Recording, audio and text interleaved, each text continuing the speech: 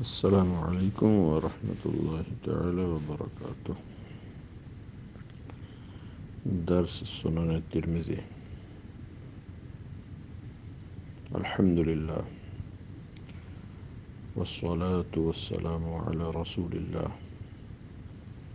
وعلی کل موالاہ، اما بعد۔ بسم اللہ الرحمن الرحیم۔ باب ما جاء انہ لا صلاة الا بفاتحة الکتاب۔ یہ باب اس سلسلے میں ہے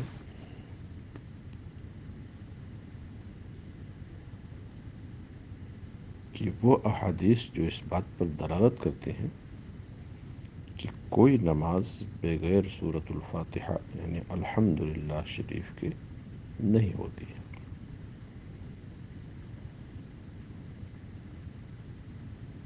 لا نفی جنس ہے، لا صلاۃ، کوئی نماز نہیں ہوتی۔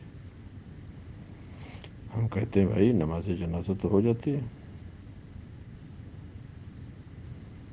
اگر نماز سے مراد نماز پنجگانہ ہے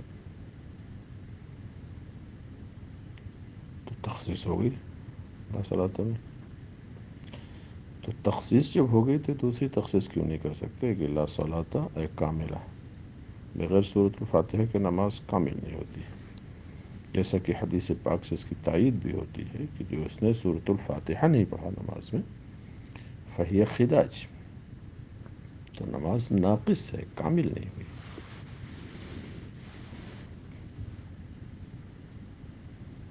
حدثنا ابن ابی عمر وعلی بن حجر قال حدثنا سفیان عن الزہری عن محمود بن الربيع عن عبادة بن الصامت رضي الله عنه عن النبي صلى الله عليه وسلم، حديث معنعن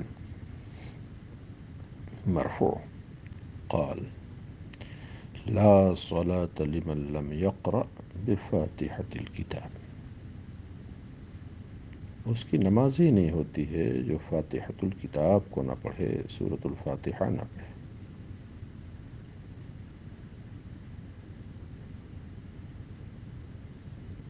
اب یہ کوئی کہے کہ ارے بھائی فاتحہ سے روکتے ہو، فاتحہ نہیں پڑھو گے تو نماز ہی نہیں ہوگی۔ یہ جس فاتحہ کا معاملہ وہ الگ ہے، یہ سورۃ الفاتحہ الگ ہے، یہ خطابت ہے۔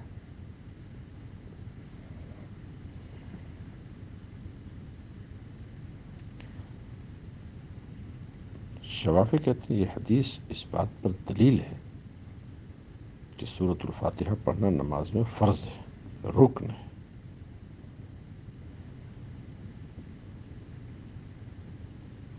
اور یہی قول امام احمد بن حنبل کا بھی ہے،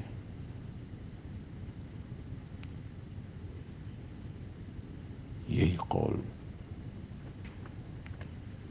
امام مالک کا بھی ہے، تو یہی میں ثلاثہ کی قول ہے۔ حنفیہ اس کے خلاف ہے، وہ کہتے ہیں سورۃ الفاتحہ پڑھنا نماز میں یہ واجب ہے، فرض نہیں ہے، رکن نہیں۔ قرآن پاک میں فَاقْرَؤْا مَا تَيَسَّرَ مِنَ الْقُرْآنِ، تو مطلق قرأت یہ فرض ہے، اور احادیث مشہورہ کی بنا پر سورۃ الفاتحہ پڑھنا یہ واجب ہے۔ تو ہم نے حدیث پر بھی عمل کیا، قرآن پر بھی عمل کیا۔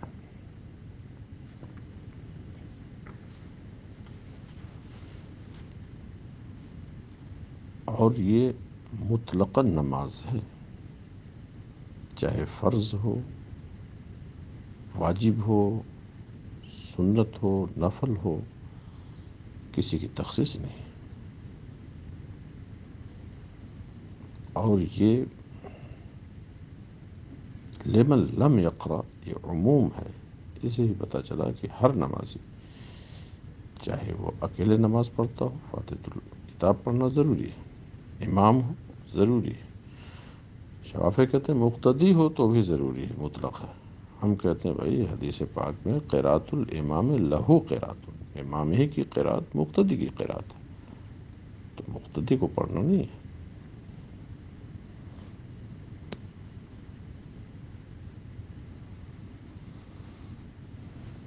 ترمذی فرماتے ہیں اور اس باب میں اس سلسلے میں حضرت ابو ہریرہ، عائشہ صدیقہ، انس بن مالک، ابی قتادہ، عبداللہ بن عمر رضی اللہ عنہم سے بھی روایات ہیں۔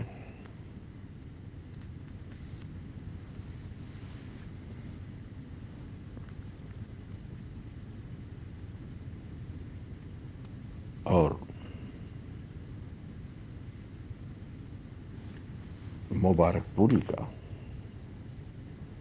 یعنی عبد الرحمن مبارک پوری نے تحفہ میں کہا، یہ حدیث نص صریح ہے کہ فاتحہ، سورۃ الفاتحہ پڑھنا یہ رکن نماز ہے، اس میں احتمال کی گنجائش نہیں، کوئی احتمال اس میں نہیں ہے، کوئی تعویل نہیں ہے۔ حالانکہ رکنیت ثابت ہی نہیں کر سکتا بلا تعویل کی، وہ یہی کہتا ہے کہ جو حدیث میں خداج آیا ہے اس سے مراد ہے ناقصہ ہے، یعنی نقصان فساد و بطلان ہے، یہ خود تعویل ہوگی۔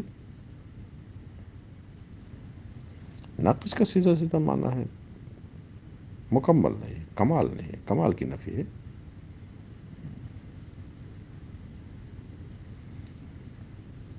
اور اس سے تطبیق بھی تمام احادیث میں ہو جاتی ہے جو حنفیہ کا موقف ہے۔ ترمذی فرماتے ہیں عبادہ بن صامت کی حدیث حسن ہے اور اس پر اکثر اہل علم صحابہ کا عمل بھی ہے، عمل سے حدیث کو مزید قوت ملتی ہے۔ صحابہ میں عمر بن خطاب، جابر بن عبداللہ، عمران بن حسین وغیرہم رضی اللہ عنہ، ان حضرات کا فرمانا ہے لا تجزئ صلاة الا بقراءة بفاتحة الكتاب، فاتحة الکتاب کی قراءت کے بغیر نماز کافی نہیں۔ یہی قول عبداللہ بن مبارک، امام شافعی، احمد بن حنبل، اسحاق بن راہویہ کا بھی ہے۔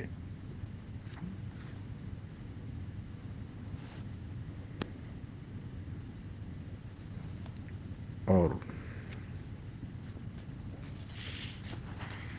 اس سلسلے میں معطا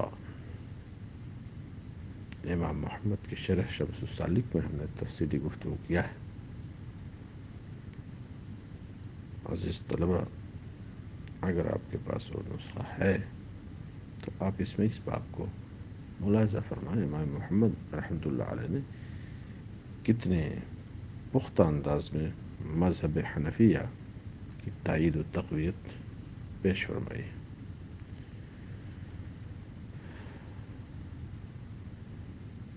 اور یہ بھی کہ لیت فی فم الذی من قرأ خلف الامام حجرہ، امام کی پیچھے قرأت جو کرتا ہے اس کے منہ میں پتھر ہو، اس کے منہ میں آگ ہو، ممانعت ہے۔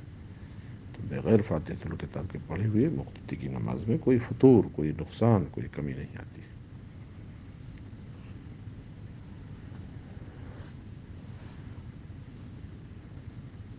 اور حدیث جس سے شواف فرضیت ثابت کرتے ہیں وہ حدیث تو قابل تخصیص ہے، وہ حدیث محتمل ہے۔ تو پھر جب حدیث درجہ قطعیت سے خارج ہو گئی تو اس سے پھر فرضیت کا ثبوت کیسا ہوتا ہے؟ فرضیت کا ثبوت تو اس سے ہوتا ہے جو قطعی ہو۔ وصلی اللہ تعالی علی نبی الکریم وعلی آلہ وصحبہ اجمعین۔